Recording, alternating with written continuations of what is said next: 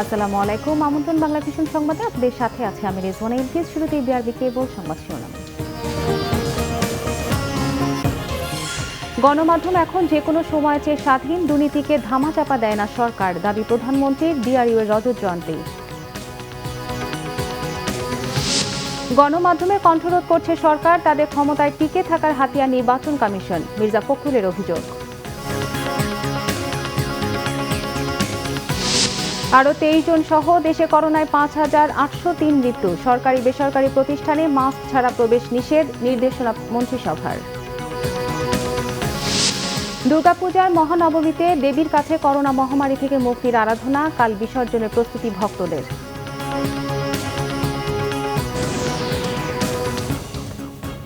দেখছিলেন বিআরবি কেবল সংবাদ শিরোনাম।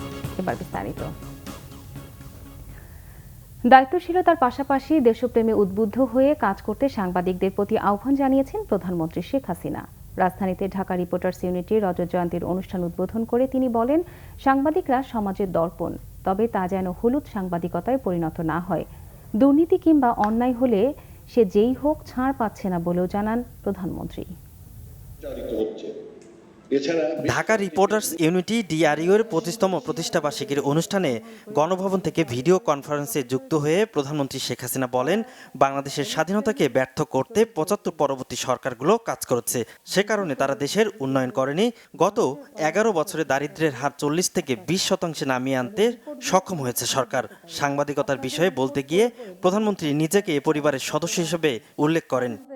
পাকিস্তান হওয়ার পর যখন সবাই বাংলাদেশে চলে আসে তখন ইত্তেফাক বের করা হয়, সেখানেও কিন্তু বঙ্গবন্ধু ওতপ্রোতভাবে জড়িত ছিলেন। আবার আওয়ামী লীগের জন্য আরেকটি পত্রিকা তিনি বের করেছিলেন নতুন দিন নামে, সেটাও সঙ্গেও তিনি জড়িত ছিলেন। অর্থাৎ তার পরবর্তীতে তিনি বাংলার বাণী, সাপ্তাহিক বাংলা বাণী বের করেন। সাংবাদিকতার সঙ্গে তার কিন্তু একটা সম্পর্ক ছিল। সেদিক থেকে আমি অন্তত দাবি করতে পারি, আমিও বঙ্গবন্ধু শেখ মুজিবের সন্তান হিসেবে সাংবাদিক পরিবারেরই কিন্তু একজন সদস্য। তিনি বলেন, অন্য যে কোনো সময়ের চেয়ে দেশে গণমাধ্যমের স্বাধীনতা রয়েছে, তবে দায়িত্ববোধ থেকে কাজ করতে সংশ্লিষ্টদের প্রতি আহ্বান জানান প্রধানমন্ত্রী। চিন্তা, বিবেক, মত প্রকাশের স্বাধীনতা, কিন্তু সেই স্বাধীনতাটা ভোগ করতে গেলে সাথে সাথে অপরের প্রতি যে দায়িত্ববোধ, দেশের প্রতি যে দায়িত্ববোধ, রাষ্ট্রের প্রতি যে দায়িত্ববোধ, সে দায়িত্ববোধটাও কিন্তু থাকতে হবে। শীলতা নিয়ে দেশপ্রেমে উদ্বুদ্ধ হয়ে মানুষের কল্যাণের কথা চিন্তা করে আপনারা কাজ করবেন, কারণ এই রিপোর্টগুলি অনেক সহযোগিতা করে। সেক্ষেত্রে দেশ ও জনগণের সেবায় নানামুখী পদক্ষেপ নিয়েছে জানিয়ে সরকার প্রধান বলেন, অন্যায় বা দুর্নীতি হলে এখন ধামাচাপা দেওয়ার সুযোগ নেই। সরকার কঠোর ব্যবস্থা নিচ্ছে বলেও জানান প্রধানমন্ত্রী। কোথাও কোনো দুর্নীতি বা কোনো ধরনের অন্যায় হলে পরে আমরা কিন্তু কখনো এই চিন্তা করি না যে এটা করলে পরে এর সঙ্গে আমার দল জড়িত কিনা, বা আমার অমুক জড়িত কিনা, বা আমার কোনো পার্টির বদনাম হবে কিনা, সরকারের বদনাম হবে কিনা। আমরা কিন্তু সেই চিন্তা কখনো করি না। আমি চিন্তা করি যেখানে অন্যায় হয়েছে তার বিরুদ্ধে আমাদের ব্যবস্থা নিতে হবে। হ্যাঁ, এটা নিতে যে হয় এমন যখন সময় দোষটা আমাদের উপরে এসে পড়ে, তাহলে আওয়ামী লীগ সরকারই বোঝায় দুর্নীতি করছে, ঘটনা তা নয়। কারণ দুর্নীতির বীজ বপন করে গেছে 75-এর পর অবৈধভাবে ক্ষমতা দখলকারী সরকারগুলি। জানান, বাংলাদেশ এখন বিশ্বে উন্নয়নের রোল মডেল। গণমাধ্যমের উন্নয়নে তার সরকারের নেয়া নানা উদ্যোগের কথাও জানান প্রধানমন্ত্রী। এদিকে রজত জয়ন্তী উপলক্ষে আলোচনা, সেমিনার সহ 3 দিনের নানা কর্মসূচি নিয়েছে Dhaka Reporters Unity. Syed Abdul Muhit, Bangla Vision, Dhaka. বিএনপির মহাসচিব মির্জা ফখরুল ইসলাম আলমগীর অভিযোগ করেছেন, গণতন্ত্রের মুখোশ পরে দেশে একদলীয় বাকশাল ও এক ব্যক্তির শাসন ব্যবস্থা প্রতিষ্ঠা করতে চলেছে। তিনি বলেন, নির্বাচন খেলা চলছে, নির্বাচনের নামে ত্রাস সৃষ্টি করা হচ্ছে। ক্ষমতায় টিকে থাকতে সরকার ও নির্বাচন কমিশন মিলে নির্বাচনকে হাতিয়ার হিসেবে ব্যবহার করছে। বিএফইউজের একাংশের সভাপতি সাংবাদিক রুহুল আমিন গাজীর মুক্তির দাবিতে জাতীয় প্রেস ক্লাবের সামনে মানববন্ধন করে সম্মিলিত পেশাজীবী পরিষদ। এতে বিএনপির মহাসচিব অভিযোগ করেন, গণমাধ্যমের কণ্ঠরোধ করতে নতুন নতুন কালাকানুন তৈরি করা হচ্ছে, সাংবাদিকরা নির্যাতন নিপীড়নের শিকার হচ্ছে। অবিলম্বে রুহুল আমিন গাজীর মুক্তির দাবি জানান তিনি। উপনির্বাচনে নেতাকর্মীদের বাড়িঘর ভাঙচুর করে ভয়ভীতি দেখিয়ে ত্রাসের রাজত্ব কায়েম করা হচ্ছে বলে অভিযোগ করেন তিনি। নির্বাচন খেলা করছে, নির্বাচনের নামে তারা আজকে যে ত্রাস সৃষ্টি করেছে। নির্বাচন কমিশন সরকার একসাথে জড়িত হবে, এই নির্বাচনকে তারা আজকে একটা তাদের হাতিয়ার হিসেবে ব্যবহার করছে ক্ষমতার দিকে থাকার জন্য। যে এই সরকার, আওয়ামী লীগের সরকার, শুধুমাত্র জনগণকে বোকা বানানোর জন্য তারা এই গণতন্ত্রের মুখোশ পরে একদলীয় শাসন ব্যবস্থা, প্রকৃতপক্ষে এক ব্যক্তির শাসন ব্যবস্থা প্রতিষ্ঠা করতে পারে। সরকার রাষ্ট্র পরিচালনায় সম্পূর্ণ ব্যর্থ হয়েছে উল্লেখ করে অবিলম্বে পদত্যাগের দাবি জানান বিএনপির মহাসচিব। অনেক হয়েছে, এখন খুব পরিষ্কার ভাবে জানাতে চাই যে অবিলম্বে পদত্যাগ করুন, অবিলম্বে জনগণের চোখের ভাষা পড়ে নিরপেক্ষ সরকারের অধীনে নিরপেক্ষ নির্বাচনের ব্যবস্থা করুন। অন্যথায় জনগণের উত্তাল যে ঢেউ সৃষ্টি হবে, সেই ঢেউ আপনারা সবাই ভেসে যাবেন। জনগণের উদ্দেশ্য বলতে চাই যে আপনারা আর নিশ্চয় থাকবেন না, আমাদের গণতন্ত্রকে ফিরে আনতে হবে। এদিকে জাতীয় প্রেস ক্লাবে এক আলোচনায় বিএনপির স্থায়ী কমিটির সদস্য নজরুল ইসলাম খান বলেন, গণপরিবহন অফিস, আদালত, ব্যাংক, বিমা সবই খোলা থাকলেও শিক্ষা প্রতিষ্ঠান খোলা হচ্ছে না কেনই বা অটোপাস দেওয়া হলো সে প্রশ্নও তোলেন তিনি। জাহাঙ্গীর আকন্দ, বাংলা ভিশন, ঢাকা। দেশে করোনা ভাইরাসে একদিনে আরও 23 জনের মৃত্যু হয়েছে। এ নিয়ে মৃতের সংখ্যা বেড়ে দাঁড়িয়েছে 5,803 জনে। রোববার স্বাস্থ্য অধিদপ্তরে দেয়া প্রেস বিজ্ঞপ্তিতে জানানো হয়, গেল একদিনে মৃতদের মধ্যে পুরুষ 19 এবং 4 নারী। নতুন 11,103টি নমুনা পরীক্ষায় 1,308 জনের করোনা শনাক্ত হয়েছে।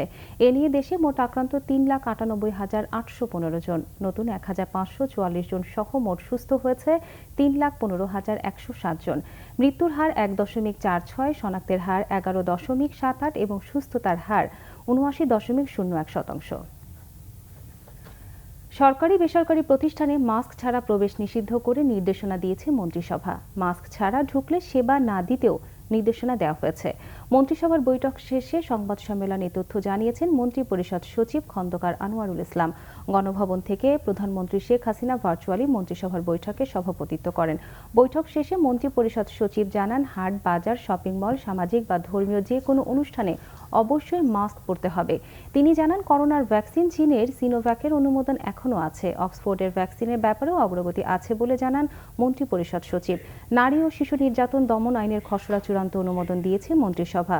করোনা সংক্রমণ বৃদ্ধির আশঙ্কা করে গণপরিবহনের ব্যাপারে পরবর্তীতে সিদ্ধান্ত নেওয়া হবে বলেও জানান তিনি। সব সরকারি বেসরকারি অফিসের বাইরে একদম বড় একটা ইসে দেওয়া থাকবে, পোস্টারের মতন, যে মাস্ক ছাড়া কেউ প্রবেশ করতে পারবে না এবং মাস্ক ছাড়া কেউ এটা ব্যবহার করতে পারবে না। এবং ইসলামিক ফাউন্ডেশন আমাদের বিভিন্ন মসজিদ, দেশের সব মসজিদে অন্তত দিনে 2 বার করে নামাজের পরে প্রচার করার জন্য যে আপনার এই মাস্ক পরা রাষ্ট্রীয় আদেশ, এটা অবশ্যই মাস্ক পরতে হবে। এদিকে করোনায় বিশ্বে প্রাণহানির সংখ্যা 11,56,000 ছাড়িয়েছে। মোট আক্রান্ত 4,30,00,000-এর উপরে। করোনায় নাজুক যুক্তরাষ্ট্রে গেল কয়েক ঘন্টায় অন্তত 18 জন মারা গেছে। এতে বৈশ্বিক এ মহামারীতে সেখানে মৃতের সংখ্যা বেড়ে 2,30,000 ছাড়িয়েছে। মোট আক্রান্ত 88,31,000-এর উপরে। ভারতে নতুন 26 জন সহ মোট প্রাণহানি 1,18,500 ছাড়িয়েছে। মোট আক্রান্ত 78,63,000-এর বেশি। ইউরোপে একদিনে 2 লাখেরও বেশি মানুষের করোনা শনাক্ত হয়েছে। ফ্রান্সে 24 ঘন্টায় শনাক্তের সংখ্যা 45,000-এর উপরে। এদিকে ভারত, যুক্তরাষ্ট্র, যুক্তরাজ্য সহ পৃথিবীর উত্তর গোলার্ধের দেশগুলোতে করোনা পরিস্থিতি ভয়াবহ হওয়ায় অক্টোবরের পর খুলে দেওয়া শিক্ষা প্রতিষ্ঠানগুলো আবারও বন্ধ হয়ে যেতে পারে বলে ধারণা করছেন বিশ্ব স্বাস্থ্য সংস্থার প্রধান তেদ্রোস আধানোম গেব্রেয়েসুস।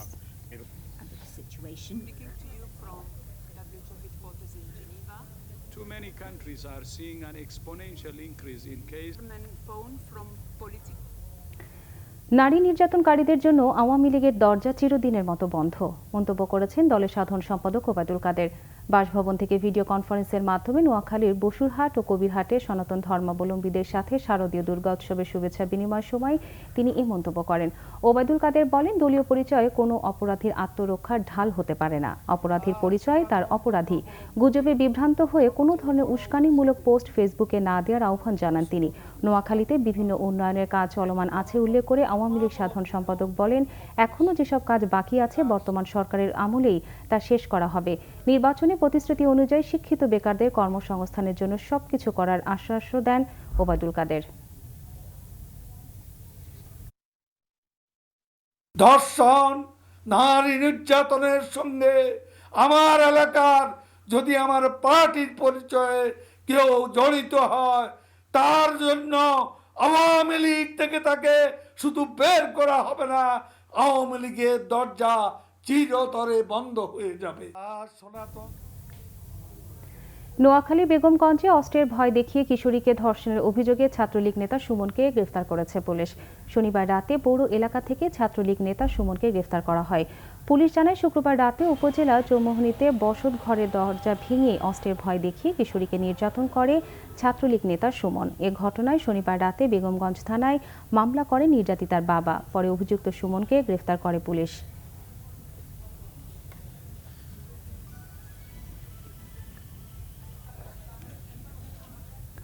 সনাতন ধর্মাবলম্বীদের সবচেয়ে বড় উৎসব দুর্গাপূজার মহানবমী আজ সকালে বিহিত পূজার মধ্যে শুরু হয় আনুষ্ঠানিকতা। করোনা মহামারী থেকে মুক্তি লাভ, পারিবারিক শান্তির প্রত্যাশায় দেবীর কাছে প্রার্থনা করছেন ভক্তরা। দুর্গাপূজার মহাদশমীর দিনটি মূলত বিসর্জনের পর্ব, যে কারণে মহানবমীকেই দুর্গাপূজার শেষ দিন হিসেবে বিবেচনা করা হয়। নবমীর রাতে উৎসবের শেষ হয়, এদিন রাতে মণ্ডপে মণ্ডপে বিদায়ের ঘণ্টা বাজে। সকালে বিহিত পূজার মধ্য দিয়ে শুরু হয় নবমীর আনুষ্ঠানিকতা। এরপর পুষ্পাঞ্জলি, তারপর পুরোহিতের নেতৃত্বে সম্মিলিত মন্ত্রপাঠ, পরে ভক্তদের সাথে নিয়ে সমস্ত মানবজাতির কল্যাণে প্রার্থনা করেন পুরোহিত।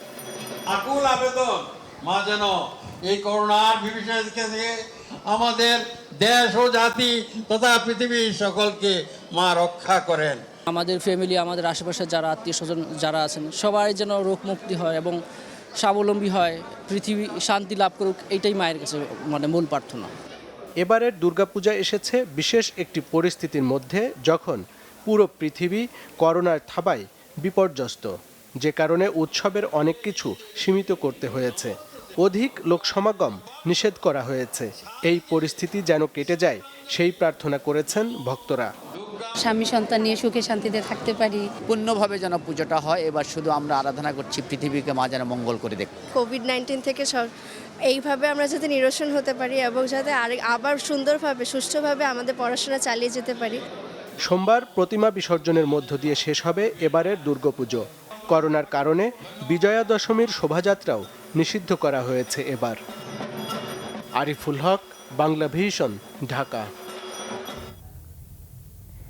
শারদীয় দুর্গাপূজার মহানবমী আজ করোনার কারণে সীমিত আকারে রাজধানীর বাইরেও উৎসব উদযাপন করছেন ভক্তরা। দেবী শক্তির বন্দনা ও অসুর বধে অশুভ ক্ষণের প্রত্যয়ে দেবী চরণে কয়েক দফায় অঞ্জলি দিয়েছেন রংপুরের ভক্তরা। নগরীর কালীবাড়ি মন্দিরের পুরোহিতরা জানিয়েছেন, এই আচারের মধ্যে দিয়ে সনাতন ধর্মাবলম্বীরা দেশ ও জাতির মঙ্গল কামনায় দেবীর কাছে প্রার্থনা করেন ভক্তরা। দিনাজপুরের মণ্ডপগুলোতে মহানবমীর পূজা শেষে দেয়া হয় পুষ্পাঞ্জলি। এ সময় ভক্তরা করোনা মুক্ত বিশ্ব গড়তে মায়ের কাছে প্রার্থনা করেন।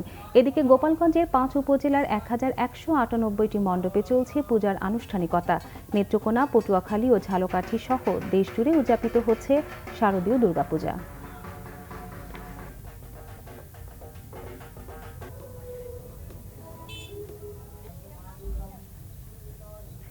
ঢাকা 18 উপনির্বাচনে আওয়ামী লীগের প্রার্থী হাবিব হাসান অভিযোগ করেছেন, নির্বাচন নিয়ে অশুভ খেলা খেলতে চায় বিএনপি। সুষ্ঠু নির্বাচনের মাধ্যমে জয়ের ব্যাপারে আশাবাদের কথা জানান তিনি। এদিকে বিএনপি প্রার্থী এস.এম. জাহাঙ্গীর জানিয়েছেন, সব হুমকি ধামকি উপেক্ষা করে ভোট কেন্দ্রে থাকবেন তাদের নেতাকর্মীরা। দুঃশাসনের জবাব ব্যালটে দেওয়ার আহ্বান জানান তিনি। রবিবার সকালে উত্তরার কসাইবাজার উদয়ন স্কুল মাঠ থেকে নির্বাচনী প্রচারণা শুরু করেন ঢাকা 18 আসনের উপনির্বাচনে আওয়ামী লীগের প্রার্থী হাবিব হাসান। ঢাকা মহানগর উত্তর আওয়ামী লীগের বিভিন্ন পর্যায়ের নেতাকর্মীরা এতে অংশ নেন। উন্নয়নের পক্ষে জনগণের কাছে ভোট চান তারা। ভোট কতটুকু পাবে না পাবে নির্বাচনে আসেন, আমরা নির্বাচন করতেছি, আপনারা নির্বাচন করেন, সুষ্ঠু নির্বাচন করেন, আপনাকে সহায়তা প্রদান করা হবে। আপনি নির্বাচনের নামে তাল বাহানা করবেন, সকালবেলা বলবেন এক কথা, বিকালবেলা বলবেন আরেক কথা, পরে বলবেন নির্বাচন সুষ্ঠু হয় নাই। আরে আপনাদের যেটা অভ্যাস, আসল নিরপেক্ষ নির্বাচনের মাধ্যমে যে জয়ী হবে তাকে আমরা ওয়েলকাম করব। বহিরাগত এনে এই এলাকায় মিছিল করছে, মিটিং করছে, হুমকি দিচ্ছে। আশা করি আল্লাহর রহমত এই সমস্ত বহিরাগতরা যাতে গণতান্ত্রিক পরিবেশ ভোটাধিকার প্রয়োগের ক্ষেত্রে কোনো প্রকার যাতে বাধা নিতে পারে সে ব্যাপারে আপনারা সচেতন থাকবেন।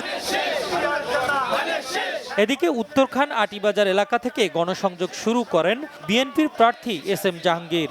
এতে যোগ দেন বিএনপি নেতা ইঞ্জিনিয়ার ইশরাক হোসেন সহ বিভিন্ন অঙ্গ সংগঠনের নেতাকর্মীরা। গণতন্ত্র পুনরুদ্ধার, বেগম জিয়ার স্থায়ী মুক্তি ও অপশাসন থেকে রক্ষা পেতে সাধারণ মানুষের সমর্থন চান তারা। এক পর্যায়ে পুলিশের বাধায় সেখানে সংক্ষিপ্ত সমাবেশ করেন। জনগণই আমাদের শক্তি। আগামী 12 তারিখ ব্যালটের মাধ্যমে সমস্ত অন্যায় অবিচারের প্রতিশোধ জনগণ নেবে। আমাদের নেতৃবৃন্দ ভূতে থাকবে। আওয়ামী লীগ আজকে ভয় পেয়ে আমাদের নেতাকর্মীকে হুমকি দিচ্ছে। এই গণসংযোগে পুলিশি বাধা দেওয়া হয়েছে, কিন্তু আমরা শান্তিপূর্ণ পরিস্থিতি বজায় রাখতে চাই। আমি খালি সবার প্রতি বলতে চাই, আমরাও ক্ষমতায় ছিলাম, বহুত ক্ষমতা দেখছি, আমরা ভয় পাই না। আপনারা কি সাথে আছেন? আপনারা কি ভয় পান? বিএনপির গণসংযোগে ভোগান্তি তৈরি করেছিল বলে দাবি করেন পুলিশ কর্মকর্তা। আমরা জনগণের যাতায়াতকে নিশ্চিত করার জন্য আমরা যা করার আইন সিদ্ধভাবে আমরা করব। পরে বাধা উপেক্ষা করে আবারও প্রচারণা চালান ধানের শীষের নেতাকর্মীরা, আর ভোটারদের দ্বারে দ্বারে ছুটে যান নৌকার সমর্থকরা। মিজানুর রহমান সবুজ, বাংলাভিশন, ঢাকা। শহীদ লেফটেন্যান্ট জামাল টেনিস প্রতিযোগিতায় দলগত চ্যাম্পিয়ন হয়েছে বাংলাদেশ সেনাবাহিনীর 19 পদাতিক ডিভিশন, রানার আপ 24 পদাতিক ডিভিশন। বঙ্গবন্ধু শেখ মুজিবুর রহমানের জন্মশতবার্ষিকী উপলক্ষে বাংলাদেশ সেনাবাহিনীর আয়োজনে এই প্রতিযোগিতায় অংশ নেন 45 জন অফিসার। 18 থেকে 25 অক্টোবর পর্যন্ত বিভিন্ন ইভেন্টে প্রতিদ্বন্দ্বিতা করেন তারা। ঢাকা সেনানিবাসের আর্মি টেনিস অ্যান্ড স্কোয়ার কমপ্লেক্সে রোববার বিকেলে প্রতিযোগিতার সমাপনী অনুষ্ঠানে বিজয়ীদের হাতে ট্রফি তুলে দেন সেনাপ্রধান জেনারেল আজিজ আহমেদ। প্রতিযোগিতায় পুরুষ এককে চ্যাম্পিয়ন হন মেজর আবু জালাল মোহাম্মদ ইকবাল। দ্বৈত ইভেন্টেও মেজর ASM খায়রুল আলমকে নিয়ে সেরা হয় তার দল। মহিলা দ্বৈতে ট্রফি জয় করেন মেজর অর্ণা ধর ও লেফটেন্যান্ট ফারিয়া। সিলেটে সিটি মেয়র আরিফুল হকের আশ্বাসে অনশন ভেঙেছেন পুলিশ ফাঁড়িতে নির্যাতনে নিহত রায়হানের মা সালমা বেগম। হত্যা মামলার প্রধান আসামি SI আকবর সহ জড়িতদের গ্রেফতার ও বিচারের দাবিতে আজ সকালে তিনি আমরণ অনশন শুরু করেন। এদিকে রায়হান হত্যা মামলায় কনস্টেবল টিটু চন্দ্র দাসকে আরও 3 দিনের রিমান্ড মঞ্জুর করেছে আদালত। পুলিশ ফাঁড়িতে নির্যাতনে রায়হান হত্যা মামলার প্রধান আসামি SI আকবর সহ জড়িতদের গ্রেফতার ও বিচার দাবিতে রবিবার সকালে আমরণ অনশন শুরু করেন নিহতের মা সালমা বেগম। সিলেট বন্দরবাজার পুলিশ ফাঁড়ির সামনে তার সাথে যোগ দেন স্থানীয়রাও। ঘটনার 2 সপ্তাহ পার হলেও প্রধান অভিযুক্ত আকবর হোসেন ভূঁইয়া গ্রেফতার না হওয়ায় এ অনশন কর্মসূচি করেন তারা। এক পর্যায়ে সালমা বেগম অসুস্থ হয়ে পড়েন। এ খবরে ছুটে যান সিলেট সিটি মেয়র। আশ্বাস দেন দোষীদের বিচার নিশ্চিতে প্রশাসনের দ্বারস্থ হবেন তিনিও। পরে সালমা বেগমের অনশন ভাঙান তিনি। এদিকে রায়হান হত্যা মামলায় কনস্টেবল টিটু চন্দ্র দাসকে আরও 3 দিনের রিমান্ড মঞ্জুর করেছে আদালত। এর আগে 20 অক্টোবর তাকে 5 দিনের রিমান্ডে নেয় পুলিশ। আবারও তার 5 দিনের রিমান্ডের আবেদন করি, বিজ্ঞ আদালত 3 দিনের রিমান্ড মঞ্জুর করেছেন। আমরা জিজ্ঞাসাবাদ করব তাকে আমাদের পুলিশ হেফাজতে। গত 11 অক্টোবর পুলিশ ফাঁড়িতে নির্যাতন করে রায়হানকে হত্যার অভিযোগে মামলা করেন তার স্ত্রী। পরে ফাঁড়ির ইনচার্জ SI আকবর হোসেন ভূঁইয়া সহ 3 কনস্টেবলকে সাময়িক বরখাস্ত করা হয়। Banglavision news desk. ধর্মীয় অনুভূতিতে আঘাতের অভিযোগে ঢাকা বিশ্ববিদ্যালয়ের অপরাধ বিজ্ঞান বিভাগের অধ্যাপক জিয়াউর রহমানের বিরুদ্ধে ডিজিটাল নিরাপত্তা আইনে আদালতে 2টি মামলা হয়েছে। অধ্যাপক জিয়াউর রহমানের বিরুদ্ধে মামলা দুটি হয়েছে মুসলিমদের আসসালামু আলাইকুম ও আল্লাহ হাফেজ শুদ্ধ উচ্চারণকে জঙ্গিবাদের সাথে তুলনা করায়। রোববার সাইবার ট্রাইব্যুনালের বিচারক আসসালামুল জগলুল হোসেনের আদালতে মাসিক আল বাইনাত ও দৈনিক আল ইহসানের সম্পাদক মোহাম্মদ মাহবুব আলম একটি এবং আইনজীবী ইমরুল হাসান আরেকটি মামলা করেন। এর আগে বৃহস্পতিবার তাকে বক্তব্য প্রত্যাহার করে ক্ষমা চাইতে মোহাম্মদ মাহবুব আলমের পক্ষে লিগাল নোটিশ পাঠানো হয়। মামলার অভিযোগে বলা হয়, সম্প্রতি একটি টকশোতে মুসলিমদের শুদ্ধ উচ্চারণে আসসালামু আলাইকুম ও আল্লাহ হাফেজ বলাকে গর্হিত, নিন্দনীয়, জঘন্য ব্যাখ্যা করেন অধ্যাপক জিয়া রহমান। এসবকে জঙ্গিবাদের লক্ষণ বলেও মন্তব্য করেন তিনি। গাজীপুরে কালিয়াকৈর ও পুবাইল থেকে দুজনের মৃতদেহ উদ্ধার করেছে পুলিশ। নিখোঁজের ২০ ঘণ্টা পর গাজীপুর কালিয়াকৈরে জেসমিন নামে একজনের মৃতদেহ উদ্ধার করেছে পুলিশ। উপজেলা শফিপুর ইউনিয়ন ভূমি অফিসের পেছনে জঙ্গল থেকে লাশটি পাওয়া যায়। নিহতের স্বজনরা জানায়, শনিবার রাতে তাকে বাড়ি থেকে মোবাইলে ডেকে নিয়ে হত্যার পর জঙ্গলে ফেলে রাখে দুর্বৃত্তরা। তালাকপ্রাপ্ত জেসমিনের ২ বছরের একটি মেয়ে আছে। এদিকে গাজীপুর পুবাইলে একটি ঝিলের পাশে লাশ পড়ে থাকতে দেখে পুলিশে খবর দেয় স্থানীয়রা। পরে পুলিশ লাশটি উদ্ধার করে। নিহতের নাম তোফাজ্জল, পেশায় দিনমজুর বলে জানায় পুলিশ।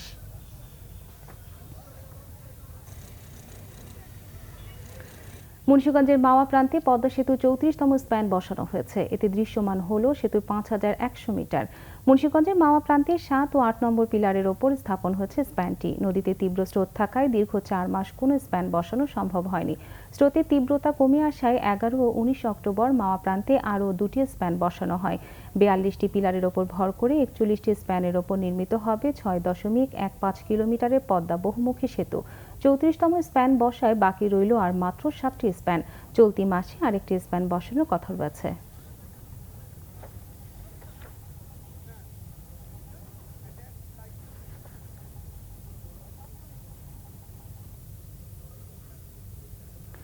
ঢাকার আশুলিয়ায় কায়চাবাড়ি এলাকা থেকে মিনি ক্যাসিনো থেকে ২১ জুয়ারিকে গ্রেফতার করেছে র্যাব। শনিবার রাতে তাদের গ্রেফতারের সময় উদ্ধার করা হয় ইয়াবা ও বিয়ার। রোববার সংবাদ সম্মেলনে র্যাব কর্মকর্তা জানান, মিনি ক্যাসিনো বোর্ডটি জব্দ করা হয়েছে। প্রতিদিন ১০ থেকে ১৫ লাখ টাকার জুয়া খেলা হতো বলে জানায় তারা। ১.৫ বছর ধরে একটি চক্র ক্যারাম খেলার আড়ালে মিনি ক্যাসিনো বসিয়ে অবৈধ ব্যবসা করে আসছিল। ঘটনার সাথে জড়িত অন্তত ৩ জনকে গ্রেফতারে তৎপর রয়েছে র্যাব। গ্রেফতারকৃতরা সবাই নিম্ন আয়ের মানুষ। একটা ইলেকট্রিক ক্যাসিনো, এখানে বেশ কিছু ছবি আসে। সেই ছবিতে বেশ কিছু মাছের ছবি আছে। ছবিতে টাকাগুলো পূর্বেই ধরা হয় এবং যেখানে যে থেমে যায় তখন সে তার ১ ডবল বা ২টা বা ৩টা ছবি থাকলে ৩ ডবল এইভাবে সে টাকা পায়। আর যদি সেই ছবির কাছে না আসে তাহলে পুরো টাকাটাই তার। এটা একটা ধরনের ক্যাসিনো হাউসগুলোতে বিদেশেও দেখছেন যেভাবে হয়, ঠিক একই রকম। সেখানে হয়তো ক্যাসিনোর সংখ্যা অনেক বেশি থাকে, এখানে আমরা একটি, হয়তো আরও আছে। আমরা এদের নাম পেয়েছি, আমরা অ্যারেস্ট করতে পারিনি। প্লাবন, হুসাইন এবং ওমর ফারুক, এই ৩ জন হলো মূলত এই ক্যাসিনো ব্যবসার সঙ্গে জড়িত। জানাবো ক্লেমন খেলার সংবাদ।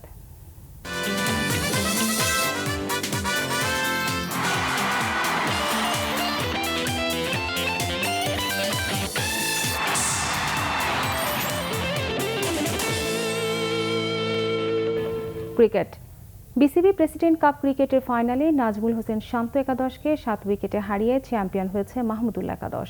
মিরপুর স্টেডিয়ামে নাজমুল একাদশকে ১৭৩ রানে বেঁধে ফেলে ৩ উইকেট হারিয়ে জয় নিশ্চিত করে মাহমুদুল্লাহ একাদশ। লিগ পর্বে ২ ম্যাচে মাহমুদুল্লাহ বাহিনীকে হারিয়েছিল নাজমুল একাদশ। যদিও ফাইনালে আর শেষ রক্ষা হয়নি তারুণ্য নির্ভর নাজমুল বাহিনীর। লিগ পর্বের এই পরিসংখ্যান সামনে রেখে ফাইনালে টস হেরে ব্যাটিং পায় নাজমুলরা, কিন্তু সিমিং উইকেটে ইনিংসের শুরুটা ভালো হয়নি তাদের। সাইফ হাসান ৪, সৌম্য সরকার ৫ রানে ফিরে গেলে শুরুতেই চাপে পড়ে নাজমুল বাহিনী। এরপর দলের ব্যাটিং স্তম্ভ মুশফিক রহিম ১২ রানে এবং আফিফ হোসেন ০ রানে আউট হলে কঠিন চাপে পড়ে তারা। সেই চাপ বিপর্যয়ে পরিণত হয় অধিনায়ক নাজমুল ৩২ করে বিদায় নিলে। এতে ৬৪ রানে ৫ উইকেট হারিয়ে বড় স্কোর গড়া কঠিন হয়ে যায় তাদের। তবে ইরফান শুকুরের অনবদ্য ৭৫ এবং তৌহিদ হৃদয়ের ২৬ রানে শেষ পর্যন্ত অল আউট হবার আগে ১৭৩ রান করে নাজমুল বাহিনী। মাহমুদুল্লাহ একাদশের পক্ষে পেসার সুমন খান ৩৮ রানে ৫টি এবং রুবেল হোসেন ২৭ রানে ২টি উইকেট নিয়ে নাজমুল একাদশের রানের চাকা নিয়ন্ত্রণ করেন। জবাবে লিটন দাসের ৬৮, ইমরুল কায়েসের অপরাজিত ৫৩ এবং অধিনায়ক মাহমুদুল্লাহর অপরাজিত ২৩ রানে শিরোপা নিশ্চিত করে তারা। জাতীয় দলের অনুশীলনে মানিয়ে নেওয়ার চেষ্টা করছেন ফুটবলাররা। তাদের ফিটনেস ফেরানোই বড় চ্যালেঞ্জ। অনুশীলনে বসুন্ধরা কিংসের ফুটবলাররা যোগ দিবেন ২৭ অক্টোবর। পুরো দলের ফিটনেস লেভেল একই লেভেলে আনার জন্য বাড়তি গুরুত্ব দেওয়া হচ্ছে অনুশীলনে, বলেছেন সহকারী কোচ মাসুদ পারভেজ কায়সার। নেপালের বিপক্ষে প্রীতি ম্যাচের আগে ফিটনেস ফিরে পেতে অনুশীলনে ঘাম ঝরাচ্ছেন জাতীয় দলের ফুটবলাররা। কমলাপুর স্টেডিয়ামে ২ ঘন্টার অনুশীলনে রহমত মিয়া, ইয়াসিন আরাফাতদের ফিজিক্যাল কন্ডিশনের বিভিন্ন দিক পর্যবেক্ষণ করেন সহকারী কোচ মাসুদ পারভেজ কায়সার ও তার কোচিং স্টাফরা। করোনায় দীর্ঘ বিরতির পর মাঠের অনুশীলনে এক একজন ফুটবলারের ফিটনেস লেভেল এক এক রকম, বলেন দলের সহকারী কোচ। চ্যালেঞ্জ হচ্ছে এখন আমরা যতটুকু সময় পাই আমরা ট্রাই করবো একটা লেভেলে আনার জন্য। এটা এর মধ্যে আপনি যেটা বলতেছেন যারা এখনো জয়েন করে নাই অন্য টিমের প্লেয়াররা, তাদের কি হইতে পারে? কালকে কোপা দিছে অ্যান্ড আজকে ইন্টারনাল রান ছিল, সো সবাই আলহামদুলিল্লাহ ভালো করছে। আগামী 13 ও 17 নভেম্বর নেপালের বিপক্ষে 2টি ম্যাচ খেলবে বাংলাদেশ। 5 নভেম্বর ঢাকায় আসার কথা নেপাল দলের, তাই নেপাল দল ও বিদেশি কোচিং স্টাফদের কোয়ারেন্টিন সময় কমিয়ে আনতে চায় বাফুফে। বিষয়টি নিয়ে আলোচনা হয় আন্তঃমন্ত্রণালয় সভায়, জানিয়েছেন বাফুফের সাধারণ সম্পাদক। নেপালের জন্য আমরা যে 4-5 দিনের আমরা একটা অ্যাপ্লিকেশন করেছি স্বাস্থ্য অধিদপ্তরের কাছে, স্বাস্থ্য মন্ত্রণালয় অতদিন স্বাস্থ্য অধিদপ্তরের কাছে, সেখানে নেপাল দলটি আগামী 5 তারিখে যদি বাংলাদেশে আসে সেখানে আমরা রিকোয়েস্ট করেছি সর্বোচ্চ 4 থেকে 5 দিনের তাদের কোভিড প্রোটোকল তাদের জন্য মেনটেন করা, এবং এই 4 থেকে 5 দিন তাদের যদি কোয়ারেন্টাইন পিরিয়ডে থাকে তো তাদের কোয়ারেন্টাইন পিরিয়ডটা সংক্ষিপ্ত করা। নেপালের বিপক্ষে ম্যাচগুলো সন্ধ্যায় আয়োজনের পরিকল্পনা বাফুফের, কিন্তু স্টেডিয়ামের ফ্লাডলাইটের তীব্রতা কম থাকায় তৈরি হয়েছে সংশয়। মানিক মাহমুদ, বাংলা ভিশন, ঢাকা। জানুয়ারিতে ওয়েস্ট ইন্ডিজের বিপক্ষে বাংলাদেশের হোম সিরিজ নিয়ে আলোচনা চলছে, জানিয়েছেন বিসিবি ক্রিকেট অপারেশনস কমিটির chairman Akram Khan. BCB presidents কাপের পর নতুন আরেকটি টুর্নামেন্ট আয়োজনের বিষয়ে অগ্রগতি হয়েছে জানান তিনি। বিদেশি ক্রিকেটার ছাড়াই নভেম্বরের 3য় সপ্তাহে আয়োজন করা হবে কর্পোরেট টি20 ক্রিকেট। কর্পোরেট হবে কি লিগ হবে সেটা কিন্তু আমরা কিছুদিনের মধ্যে জানতে পারবো, প্লাস এটার দু একটা জিনিস এখনো বাকি আছে, তো সেগুলো আজকে আমাদের মাননীয় বোর্ড প্রেসিডেন্ট আসলে আমরা আলাপ আলোচনা করে এটা হয়তো 2-3 দিনের মধ্যে ফাইনাল পর্যায়ে চলে যাবে। সংবাদ শেষ করব বিআরবি কেবল শিরোনামগুলো আরেকবার জানিয়ে। গণমাধ্যম এখন যে কোনো সময়ের চেয়ে স্বাধীন, দুর্নীতিকে ধামাচাপা দেয় না সরকার, দাবি প্রধানমন্ত্রী। ডিআরইউ এর রজত জয়ন্তী। গণমাধ্যমের কণ্ঠরোধ করছে সরকার, তাদের ক্ষমতায় টিকে থাকার হাতিয়ার নির্বাচন কমিশন, মির্জা ফখরুলের অভিযোগ। আরও 23 জন সহ দেশে করোনায় 5,803 মৃত্যু, সরকারি বেসরকারি প্রতিষ্ঠানে মাস্ক ছাড়া প্রবেশ নিষেধ, নির্দেশনা মন্ত্রিসভার। দুর্গাপূজার মহানবমীতে দেশবির কাছে করোনা মহামারী থেকে মুক্তির আরাধনা, কাল বিসর্জনের প্রস্তুতি ভক্তদের।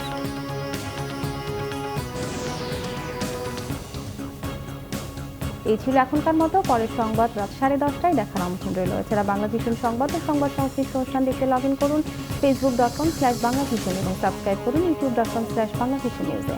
এখন সঙ্গে থাকার জন্য ধন্যবাদ সবাইকে।